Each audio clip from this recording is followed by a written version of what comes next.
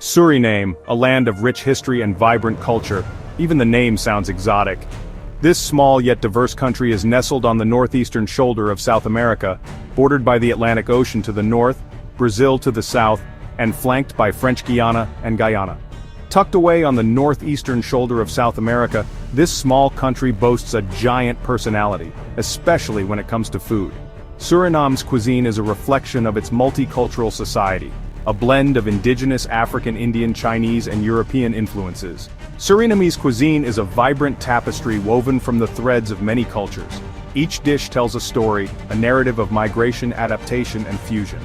Indigenous traditions blend with influences from Africa, India, China, and Europe, creating a culinary landscape as diverse as its people.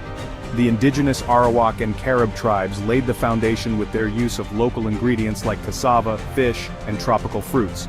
Think fiery peppers meeting creamy coconut milk. The African slaves brought with them their own culinary traditions, introducing ingredients like okra and techniques such as slow-cooking stews. Imagine fragrant curry spices dancing with the earthy aroma of cassava. The Indian indentured laborers who arrived in the 19th century added their own spices and flavors, giving rise to dishes like roti and curry. This is a cuisine born from struggle and resilience, a testament to the human spirit's ability to adapt and thrive even in the face of adversity. The Chinese immigrants brought their stir-frying techniques and ingredients like soy sauce, while the Dutch colonizers left their mark with pastries and dairy products. Over the centuries, Suriname has been a melting pot of cultures, each leaving its mark on the nation's culinary heritage. The result is a cuisine that is both familiar and surprising, a true reflection of the country's diverse population. From the first inhabitants to the waves of immigrants who followed, each group has added its own unique flavors and techniques, resulting in a cuisine that is both familiar and surprising. The Javanese, who arrived in the early 20th century, introduced dishes like satay and bami, further enriching the culinary landscape. Let's embark on a journey to explore the fascinating history of Surinamese food, uncovering the stories behind the dishes and the people who created them. From the bustling markets to the family kitchens, we'll delve into the heart of Surinamese cuisine, celebrating its rich heritage and vibrant flavors. Long before the arrival of European ships, the indigenous peoples of Suriname lived in harmony with the rainforest, their lives intertwined with the rhythms of nature. The rainforest was not just their home, it was their pantry, pharmacy, and spiritual haven. Every tree, plant, and animal had a role in their daily lives, and they respected the delicate balance of their ecosystem. Their diet naturally reflected this deep connection to the land. They cultivated a variety of crops, each chosen for its nutritional value and ability to thrive in the rainforest environment. They knew the seasons and the cycles of growth, ensuring that they always had a steady supply of food. Imagine a time before supermarkets, before refrigeration, before the world shrunk to the size of a screen. In this era, food was not just something to be consumed, it was a part of the community's identity and culture. The rainforest provided everything they needed, from the fruits and nuts that grew in abundance, to the animals that roamed freely. These were people who knew the forest like the back of their hand, who could identify edible plants by their scent, and who understood the delicate balance of their ecosystem. Their knowledge of the forest was encyclopedic, passed down through generations in stories, songs, and rituals.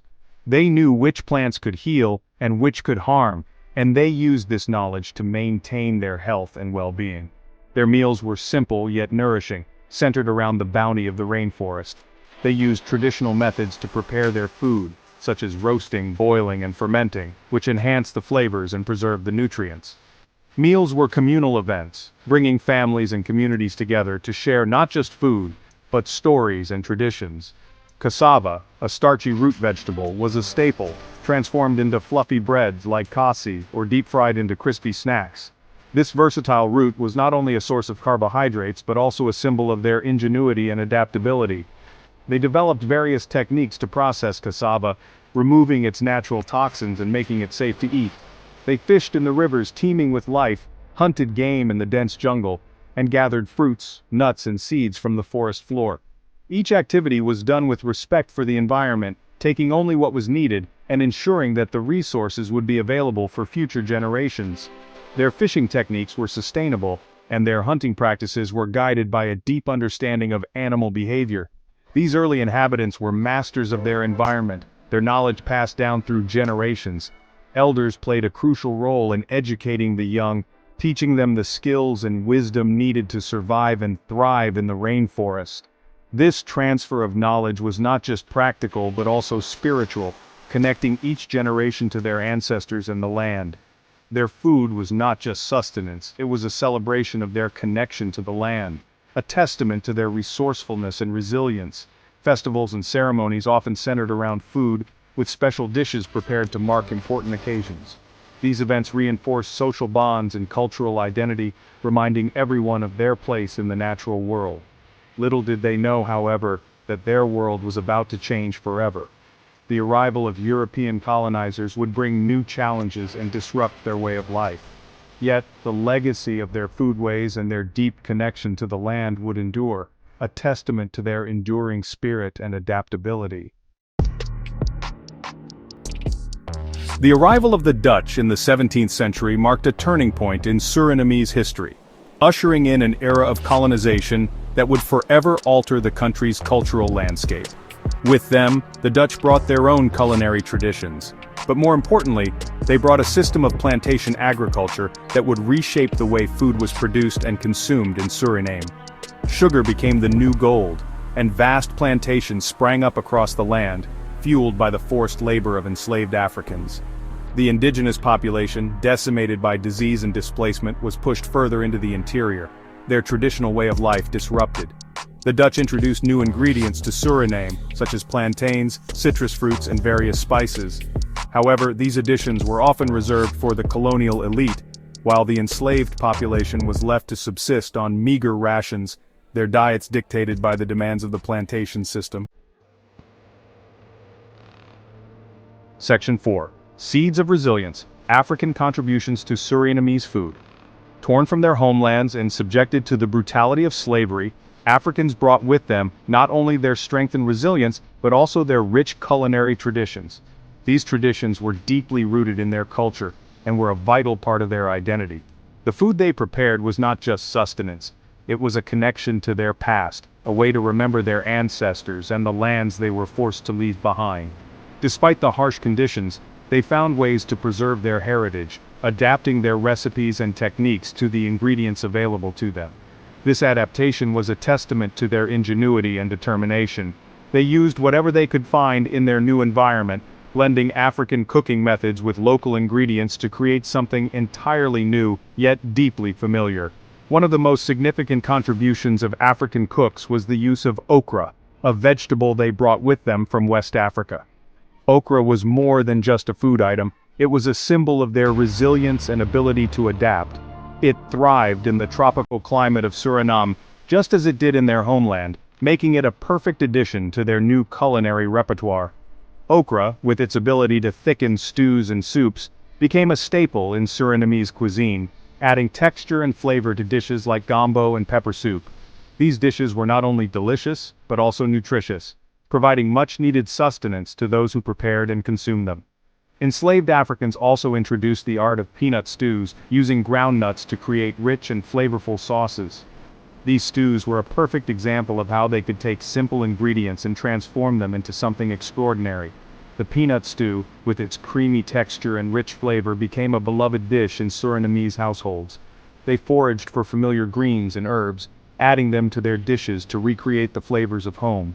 This practice of foraging was not just about finding food, it was about maintaining a connection to their cultural roots. The greens and herbs they used were often the same ones they had used back in Africa, providing a sense of continuity and comfort.